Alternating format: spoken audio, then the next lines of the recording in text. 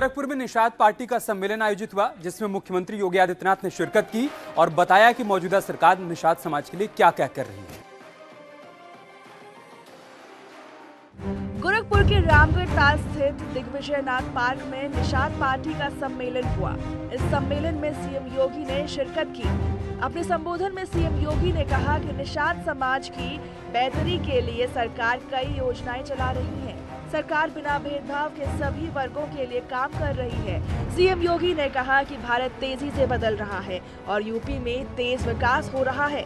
गरीबों तक सरकार की योजनाएं पहुंच रही हैं। बता दें कि गोरखपुर के रामगढ़ ताल स्थित दिग्विजयनाथ पार्क पर शुक्रवार को निषाद पार्टी ने 10वां संकल्प दिवस समारोह का आयोजन किया था। मत्स्य संपदा योजना इसी श्रेणी का हिस्सा है और उन्हीं की प्रेरणा से श्रृंगवेरपुर में हजारों वर्षों की विरासत को साकार करने के लिए भगवान श्री राम और निषाद राज की गले लगी हुई एक बड़ी प्रतिमा की स्थापना का कार्य अंतिम चरणों में चल रहा है। डिप्टी सीएम केशव प्रसाद मौर्य ने एक बार फिर विपक्ष पर निशाना साधा। इस बार इन्वेस्टर समिट को लेकर उन्होंने पूर्व सीएम अखिलेश यादव को घेरा। फिरोजाबाद दौरे पर रहे सूबे के डिप्टी सीएम केशव प्रसाद मौर्य ने एक बार फिर अखिलेश यादव पर तीखा हमला किया। पहले हुए इन्वेस्टर समिट पर सवाल उठाने पर केशव प्रसाद मौर्य ने अखिलेश को जुबानी हमला किया।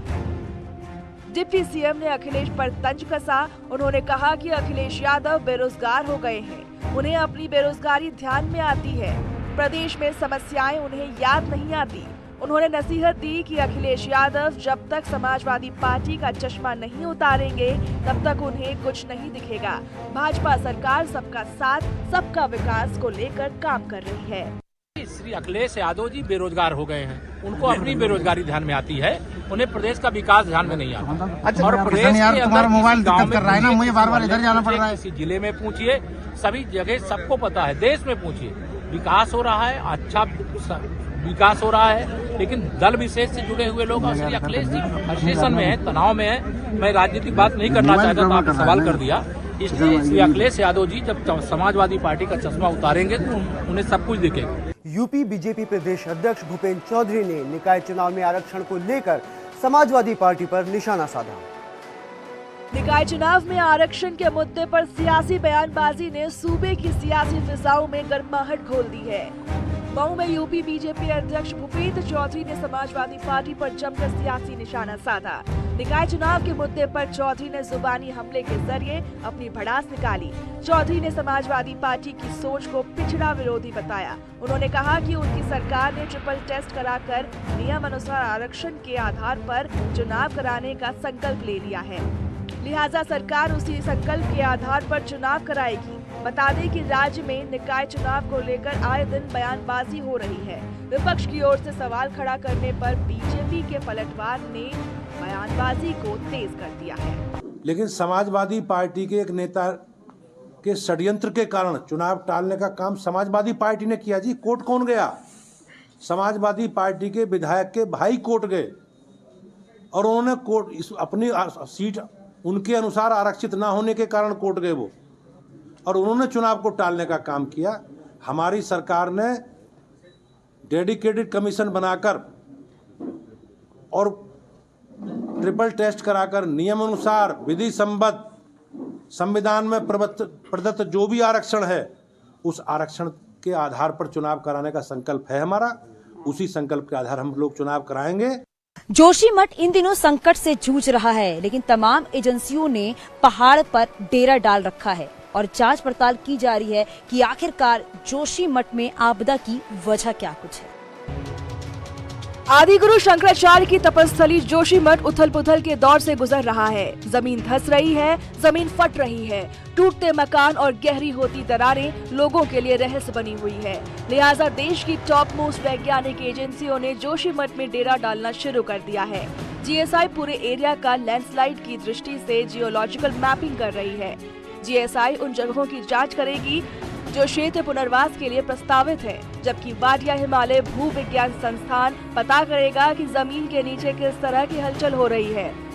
सेंट्रल ग्राउंड वाटर फोर्स की टीम भूजल का टेस्ट कर रही है कि ये पानी मैला क्यों है। सीबीआरआई की टीम भवनों का जायजा ले रही है कि कौन सी बिल्डिंग रहने लायक है और कौन सी नहीं। मैं अभी बेसिकली किस वजह से ये हुआ, क्यों अचानक जो भूदशाव हो रहा था उसकी गति बढ़ गई, उस सब का विश्लेषण करने के लिए विभिन्न वैज्ञानिक संस्थान जो हैं उनके वैज्ञानिक यहाँ पे कार्य कर रहे हैं। जोशीमठ में होटल मलारी इन के साथ साथ होटल माउंट व्यू को भी तोड़ा जा रहा है, लिहाजा भारी संख्या में फोर्स तैनात है। इस रिपोर्ट के जरिए देखिए। जोशीमठ के होटल मलारी इन के साथ होटल माउंट व्यू को भी डिसमेंटल करने की कार्रवाई शुरू हो गई है। मौके पर एसडीआरएफ, एनडीआरएफ, पुलिस, पीडब्ल्यूडी और सीबीआरआई के साइंटिस्ट पहुंच चुके हैं। सीबीआरआई के देखरेख में अगले एक सप्ताह में दोनों होटलों को जमींदोज कर दिया जाएगा। 2 दिन ऊहापोह की स्थिति के बाद गुरुवार को होटलों को डिसमेंटल करने की कार्रवाई शुरू हुई। दोपहर 3 बजे से बद्रीनाथ हाईवे पर पुलिस प्रशासन की ओर से बैरिकेडिंग लगा दी गई थी। पुलिस के साथ ही एसडीआरएफ की टीमें भी होटलों में मुस्तैद हो गई। क्रेन ने दोनों होटलों की छत से जनरेटर और पानी की टंकियों को बाहर निकाला। होटलों के आगे बिजली के खंभों को भी काटकर क्रेन से हटवाया गया। होटल मलारी इन और माउंट व्यू को डिसमेंटल करने की कार्रवाई दूसरे दिन भी जारी रहेगी। इससे पहले कि हम इसके बारे में विस्तार से बताएं, आपको सबसे पहले ये बताना चाहेंगे कि आखिर इन दोनों होटल्स को डिसमेंटल क्यों किया जा रहा है। इसके पीछे ये तमाम घर हैं जो आप देख रहे हैं, इन घरों पर भी खतरा मंडरा रहा है। जोशीमठ में प्रभावितों को सरकार की ओर से सहायता राशि दी गई, मगर लोग इससे संतुष्ट नहीं हैं। हालांकि चमोली के प्रभारी मंत्री धन सिंह रावत का कहना है कि सरकार हर संभव मदद करेगी। जोशीमठ में आई आफत को 13 दिन से ज्यादा हो चुके हैं। लगभग 730 से ज्यादा भवन भूधसाव की जद में हैं। लिहाजा 130 परिवारों को सुरक्षित जगहों पर ठहरा दिया गया है। जोशीमठ पहुंचे मंत्री धन सिंह रावत ने राहत शिविरों का निरीक्षण किया और सरकार की ओर से दी गई राहत राशि का वितरण किया। 1,50,000 की सहायता राशि लोगों को दी गई। धन सिंह रावत ने भरोसा दिलाया कि उत्तराखंड और केंद्र सरकार पल पल की अपडेट अधिकारियों से ले रहे हैं। तो दूसरी ओर प्रभावित लोग सरकार की सहायता से संतुष्ट नहीं दिखाई दे रहे हैं। जोशीमठ वासियों के साथ सरकार खड़ी है और पूरी सरकार जो है यहाँ के जो नागरिक हैं, जिन जिन घरों में जो है दरारें आ रखे हैं, उसके लिए हमारे मुख्यमंत्री जी ने भी और प्रधानमंत्री जी ने युद्ध स्तर पे काम हो चुका है। आजमगढ़ जिले में स्कूल प्रबंधन पर गंभीर आरोप लगे हैं। आरोप है कि स्कूल प्रबंधन फीस न मिलने की वजह से एक छात्र को सर्दी में बाहर खड़ा कर दिया। आजमगढ़ में एक निजी स्कूल की करतूत सामने आई है। निजी स्कूल पर आरोप है कि फीस जमा न करने पर बच्चों को सर्दी में बाहर खड़ा कर दिया गया है। इस मामले को लेकर अभिभावक संघ का डेलीगेशन जिला अधिकारी से मिला और स्कूल प्रबंधन के खिलाफ कड़ी कार्रवाई की मांग की। अभिभावक संघ ने आरोप लगाया कि कतलापुर स्थित जीडी ग्लोबल स्कूल में कक्षा 10 के एक छात्र को कड़ाके की सर्दी में घंटों बाहर खड़ा रखा गया, मगर स्कूल प्रधानाचार्य ने इस तरह के तमाम आरोपों को सिरे से खारिज कर दिया है। अब प्रशासन मामले की जाँच में जुटा है। जिलाधिकारी के पास हम लोग एक शहर के प्रतिष्ठित विद्यालय जीडी ग्लोबल द्वारा बच्चों के साथ किए गए अमानवीय व्यवहार, उसकी प्रिंसिपल के द्वारा ये कई घटनाएं कई बार हो चुकी। अभी हाल में ही एक बच्ची का बाल काटा गया था, लेकिन डर के कारण बच्चे उनका परिवार इस डर से कि बच्चों के साथ दुर्व्यवहार किया जाएगा वो नहीं आ पाए। पिटबुल के हमले रुक नहीं रहे हैं। ताजा मामला मुजफ्फरनगर से सामने आया, जहां पर 12 साल के बच्चे पर पिटबुल ने हमला कर दिया। मुजफ्फरनगर में पिटबुल के अटैक का मामला सामने आया है। घर के बाहर खेल रहे 12 साल के बच्चे पर पिटबुल ने अचानक हमला कर दिया। इसके बाद वहां मौजूद लोगों ने मुश्किल से बच्चे को छुड़ाया और आनन फानन में बच्चों को अस्पताल में भर्ती करा दिया गया। घटना नगर कोतवाली क्षेत्र के लद्दावाला की है, जहां बच्चे पर कुत्ते ने हमला कर दिया। पीड़ित ने बताया कि पिटबुल इससे पहले भी कई लोगों को काट चुका है। प्रशासन से शिकायत भी की, मगर कोई कार्रवाई नहीं हुई। हमारा बच्चे कल बाहर खेल रहे थे, तो उधर से वो कुत्ता घुमाते हुए आए, जो कुत्ते के मालिक है हमारे मोहल्ले की तरफ को, हमारी गली की तरफ को, तो वो बच्चे पे कुत्ते ने फौरन अटैक कर दिया और जो मालिक था उसने तो छुड़ाने की भी कोशिश नहीं की। वो तो मोहल्ले के कुछ बच्चे खेल रहे थे, लड़के थे, उन्होंने उन पे जो डंडे से वार करके कुत्ते से छुड़ाया बच्चे को। संगम की रेती पर लगे माघ मेले के दूसरे स्नान पर मकर संक्रांति की तैयारी पूरी हो गई है। कल और परसों 2 दिनों तक होने वाले स्नान की तैयारी पुख्ता बताई जा रही है। संगम की रेती पर लगे माघ मेले के दूसरे स्नान पर्व को लेकर मेला प्रशासन ने तमाम तैयारियां पूरी कर ली हैं। मकर संक्रांति के स्नान पर्व पर बनाए गए 14 स्नान घाटों पर 2 दिन में लगभग 80 लाख श्रद्धालु आस्था की डुबकी लगाएंगे। इस बार विशेष मुहूर्त के चलते मकर संक्रांति का स्नान पर्व 14 और 15 जनवरी को मनाया जाएगा। 14 जनवरी को ब्रह्म मुहूर्त से मकर संक्रांति का स्नान शुरू हो जाएगा। माघ मेला एसएसपी के मुताबिक मकर संक्रांति के स्नान पर्व को लेकर मेला प्रशासन ने व्यापक तौर पर इंतजाम किए हैं। स्नान घाटों पर डीप वाटर बैरिकेडिंग लगाई गई है। इसके अलावा जल पुलिस और गोताखोर तैनात किए गए हैं। इसके साथ ही मेले की सुरक्षा में 200 सीसीटीवी कैमरे और ड्रोन कैमरे से निगरानी की जाएगी। मकर संक्रांति पर्व को दृष्टिगत रखते हुए पुलिस की सम्यक व्यवस्थाएं सुनिश्चित की गई हैं। श्रद्धालुओं के आवागमन को सुगम बनाने के लिए व्यवस्थाएं की गई हैं। उनके आने जाने के मार्ग निर्धारित कर दिए गए हैं। दोनों मार्ग पृथक पृथक रखे गए हैं जिससे कोई स्टैम्पीड आदि की घटना ना हो। सुरक्षित स्नान देने की व्यवस्थाएं की गई हैं। डीप वाटर बैरिकेडिंग के साथ रिवर लाइन लगाई गई है। बरेली में मुस्लिम युवती ने धर्म परिवर्तन कर हिंदू युवक से शादी की है। मुस्लिम युवती ने बताया कि उसने अपने प्रेमी से शादी की। बरेली में धर्म परिवर्तन का मामला सामने आया है, जहां एक मुस्लिम युवती ने हिंदू बनकर अपने प्रेमी से मंदिर में शादी की। 19 साल की मुस्लिम युवती इल्मा खान अब सौम्या शर्मा हो चुकी है। युवती का आरोप है कि परिवार को पता चलने पर उन्होंने जान से मारने की धमकी दी थी, लिहाजा उन्होंने पुलिस से भी सुरक्षा की गुहार लगाई है। वहीं पंडित ने बताया कि वो पिछले 9 साल में 67 मुस्लिम लड़कियों की शादी हिंदू लड़कों से करा चुके हैं और 40 दिनों में 4 लड़कियों की शादी करा चुके हैं। पंडित ने भी एसएसपी से अपनी जान का खतरा बताया है। मतलब शुरू से आना जाना था, मतलब प्यार करता था। 4-5 साल हो गई। इनको भी हिंदू धर्म अच्छा लगता था।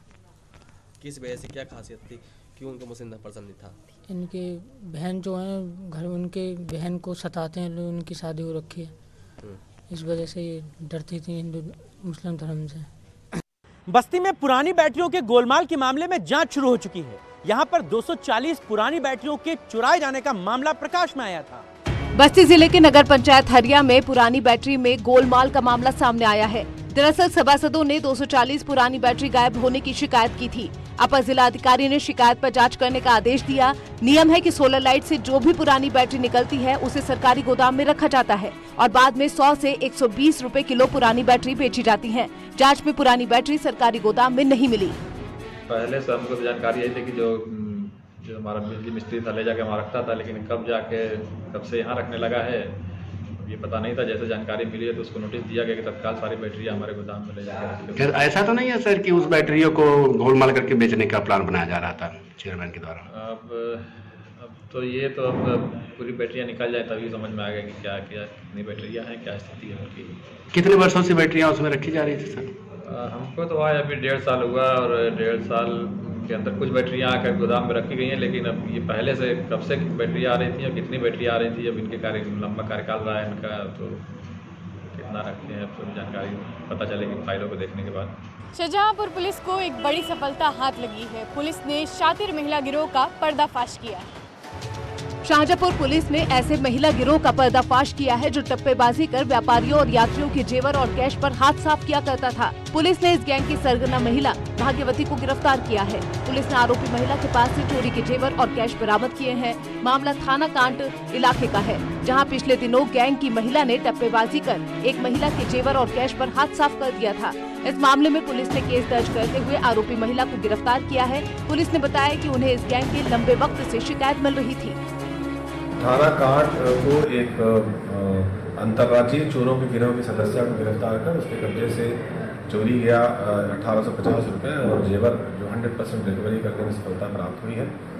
ये एक बहुत इम्पोर्टेंट कैच इसलिए है क्योंकि इसका पूरा एक गिरोह है और इसके पहले भी ये गिरोह विभिन्न मामलों में जीआरपी से और अन्य जनपदों के थानों से जेल जा चुका है। ऐसी प्रथम दृष्टया जानकारी में पूछताछ में आई है, जिसको वेरीफाई कराया जा रहा है। पूर्व विधायक विजय मिश्रा के भतीजे मनीष मिश्रा पर बड़ा एक्शन हुआ है। करीब 7 करोड़ की संपत्ति कुर्क की गई है। भदोही पुलिस ने पूर्व विधायक विजय मिश्रा के भतीजे मनीष मिश्रा की 7 करोड़ 30 लाख रुपए की संपत्ति को कुर्क किया है। गैंगस्टर एक्ट के तहत ये कार्रवाई प्रयागराज जनपद के खपटीहा में की गई है। पूर्व विधायक विजय मिश्रा, उनके परिजनों और करीबियों पर भदोही जिला प्रशासन की तरफ से लगातार बड़ी कार्रवाई की जा रही है। गैंगस्टर एक्ट के तहत कई संपत्तियां पहले ही कुर्क की जा चुकी हैं। बताया जाता है कि 5 कमरे का ये आधुनिक सुविधाओं से लैस मकान है। बता दें, मनीष मिश्रा वर्तमान में जेल में बंद है। मनीष मिश्रा पर सामूहिक दुष्कर्म, गैंगस्टर, लूट, अपहरण समेत कई मुकदमे कई थानों में पंजीकृत हैं। कुख्यात माफिया विजय मिश्रा की गैंग के सक्रिय सदस्य और उसके पारिवारिक सदस्य मनीष मिश्रा की 7 करोड़ 30 लाख रुपए की जमीन और मकान को डीएम भदोही के द्वारा पुलिस की रिपोर्ट के आधार पर गैंगस्टर 14(1) की धारा के अंतर्गत जब्त करने का आदेश किया गया था। उस आदेश के अनुपालन में आज भदोही पुलिस ने कमिश्नरेट प्रयागराज पुलिस और प्रयागराज जिला प्रशासन से समन्वय स्थापित करते हुए उसको कुर्की का काम संपन्न किया। जौनपुर पुलिस ने एक फर्जी पुलिस अधिकारी को सलाखों के पीछे भेज दिया है। एसपी ने बताया कि उन्हें लंबे समय से शिकायतें मिल रही थी। जौनपुर पुलिस ने नकली पुलिस अधिकारी को दबोचा है। आरोप है कि फर्जी अधिकारी रात के वक्त स्कॉर्पियो पर नीली बत्ती लगाकर ट्रक चालकों से वसूली किया करता था। पुलिस ने इसके पास से भारत सरकार का एक पत्र, 10 आधार कार्ड, फर्जी मोहर और एक मोबाइल समेत स्कॉर्पियो को बरामद किया है। एसपी देहात ने बताया कि आरोपी बिहार का रहने वाला है। एसपी ने ये भी बताया कि पुलिस को शातिर की शिकायत काफी वक्त से मिल रही थी, लिहाजा पुलिस ने जाल बिछाकर शातिर को अरेस्ट किया। पुलिस की फर्जी वर्दी धारण कर पचवल से जो भदोही रूट है उस पर आने जाने वाले जो मालवाहक हैं उनको रोक करके उनसे वसूली का काम करता था। मैं वाहन इस व्यक्ति को हिरासत में लिया गया तो पूछताछ में इसकी पहचान शैलेंद्र कुमार भारद्वाज निवासी नवानगर बक्सर बिहार के रूप में हुई। शामली में एक बार फिर तेंदुआ दिखाई दिया है, लिहाजा गांव वालों में दहशत है और वन विभाग तेंदुए की तलाश कर रहा है। शामली जनपद में तेंदुए की दस्तक से लोगों में दहशत है।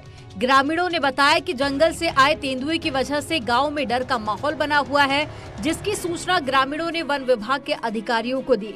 तेंदुए की सूचना पर किसानों ने खेतों में जाना बंद कर दिया। कई जगहों पर तेंदुए के पैरों के निशान मिले हैं। फिलहाल वन विभाग के अधिकारियों ने तेंदुए को पकड़ने के लिए जाल बिछा रखा है और जंगल में तेंदुए की तलाश की जा रही है। मामला जनपद शामली के कांधला थाना क्षेत्र का है, जहां तेंदुए ने एक बार फिर से दस्तक दी है। ग्रामीणों ने बताया कि तेंदुआ उनके पशुओं पर भी हमला कर चुका है। पिंजरा है जी, तेंदुआ था जी आज। वे आए थे, फिर वे वन विभाग वाले वे उन्होंने बात कोई नहीं। 8 महीने वाले हम परेशान है, हमारे जोटे पर हमला कराया जी और हम गए बाज और नहीं हमला हमारे पास होता, जोटा हुआ बेकार। अच्छा, पंजे मार का खा दिया। अच्छा, जोटा खा दिया।